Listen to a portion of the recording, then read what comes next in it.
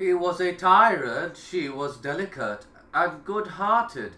She was sad because she was infertile and had hoped to have a son.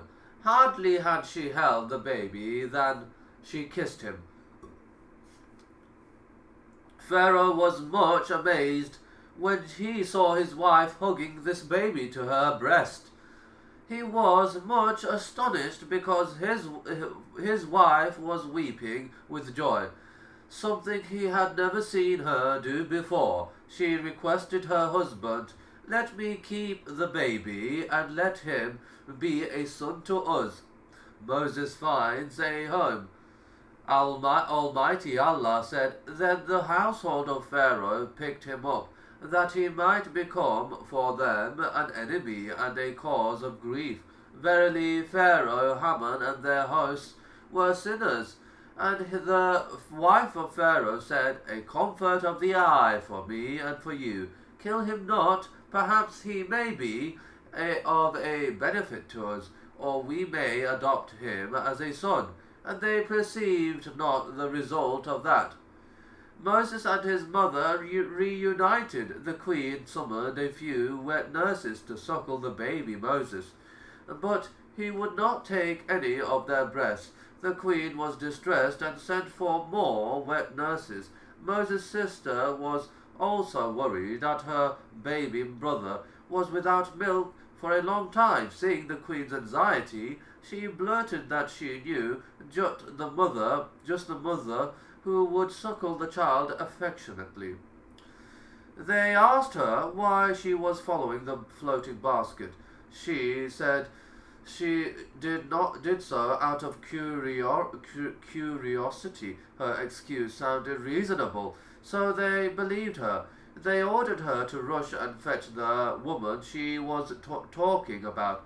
Her mother also was waiting with a heavy heart, worried about the fate of her baby. Just then her daughter rushed in with the good news. Her heart lifted and she lost no time in reaching the palace.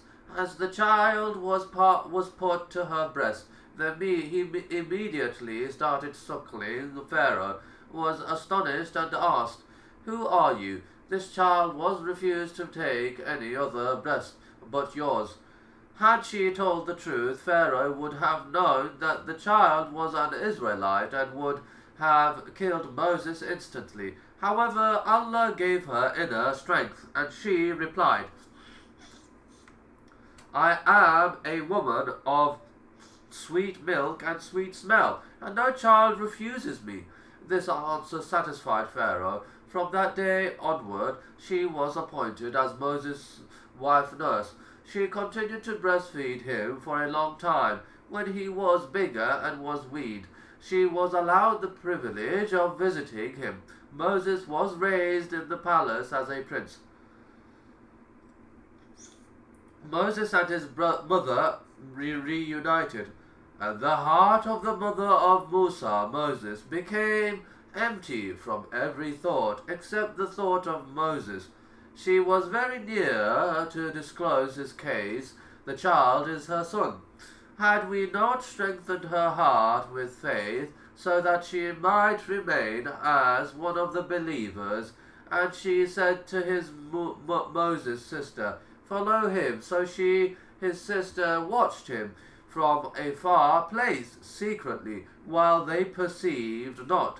And we had already forbidden other foster suckling mothers for him, until his sister, came up and said, "Shall I direct you to a household who will rear him for you, and sincerely they will look after him in a good manner?"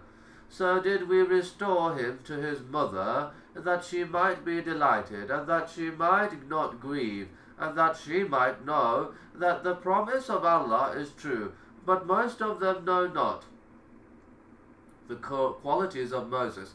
And when he attained his full strength and was perfect in manhood, we bestowed on him Hukman,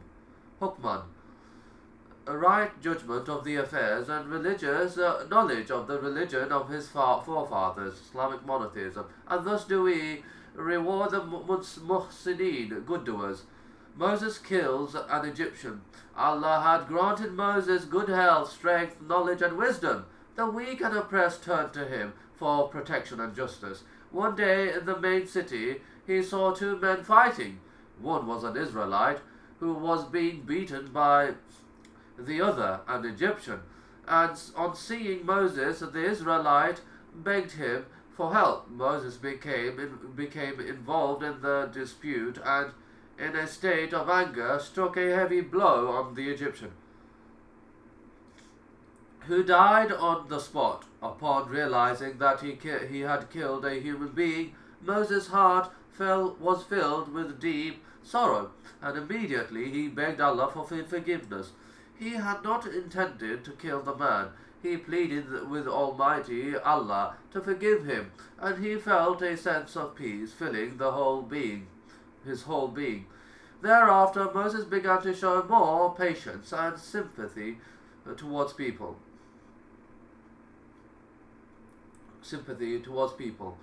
The next day he saw the same Israelite involved in another fight. Moses went to him and said, "You seem to be a quarrelsome fellow. You have a new quarrel with one person or another each day," fearing that Moses might strike him.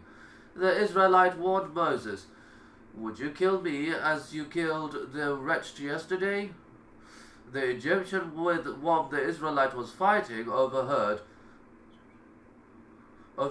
this remark and reported Moses to the authorities. Soon thereafter, as Moses was passing through the city, a man approached and alerted him, "Oh Moses, the chiefs have taken counsel against you. You are to be tried and killed. I would advise you to escape." Moses kills an Egyptian. Moses knew that the penalty for killing an Egyptian was death. Allah the Exalted recounted, "And he entered the city at a time of unawareness of its people, and he found there two men fighting, one of his party, his religion, from the children of Israel, and the other of his foes. The man of his own party asked him for help against his foe, so Moses struck him with his fist and killed him. He said, 'This is a Satan's doing. Verily, he is a plain misleading enemy.' He said, 'My Lord, verily I have wronged myself, so forgive me.' Then he forgave him. Verily, he is the oft-forgiving, the most merciful. He said, 'My Lord, for that with which you have favored me, I will never more be a helper for the mujrimeen, criminals disobedient to Allah, polytheists, sinners.'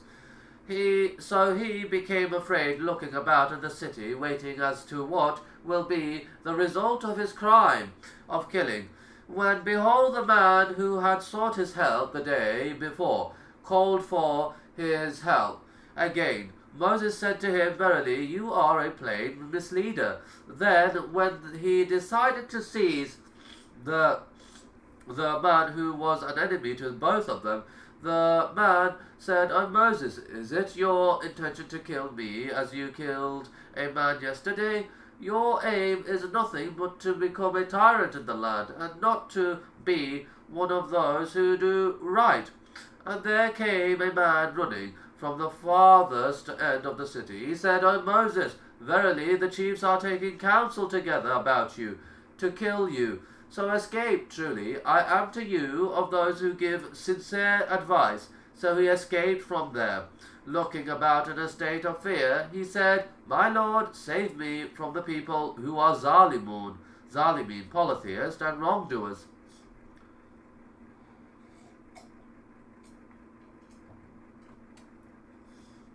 Moses leaves Egypt. Moses left Egypt in a hurry, without going to Pharaoh's palace or changing his clothes, nor was he prepared for travelling. He did not have a beast of burden upon which to ride, and he was not in a caravan instead. He left as soon as the believer came and warned him of Pharaoh's plans. He travelled in the direction of the country of Midian. which was the nearest inhabited land between Syria and Egypt.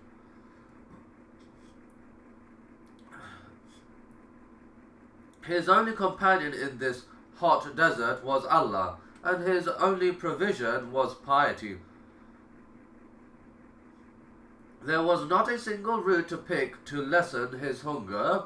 The hot sand burned the soles of his feet. However, fearing pursuit by Pharaoh's men, he forced himself to continue on. Moses helps woman shepherds.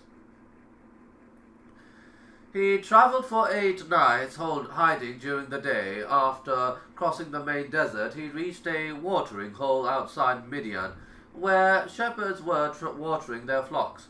No sooner had Moses reached the Midian than he threw himself under a tree to rest. He suffered from hunger and fatigue.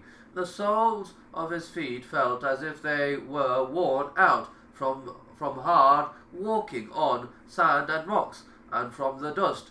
He did not have any money to buy a new pair of sandals, nor to buy food or drink. Moses noticed a band of shepherds watering their sheep. He went to the spring, where he saw 2 young women preventing their sheep from mixing with the others. Moses sensed that the women were in need of help. Forgetting his thirst, he drew nearer to them and asked if he could help them in any way. The older sister said, "We are waiting until the shepherds finish watering their sheep. Then we will water ours." Forgetting that, Moses asked again, "Why are you waiting?" The younger one, "We cannot push men." Moses was surprised that women were shepherding, as only men were supposed to do it. It is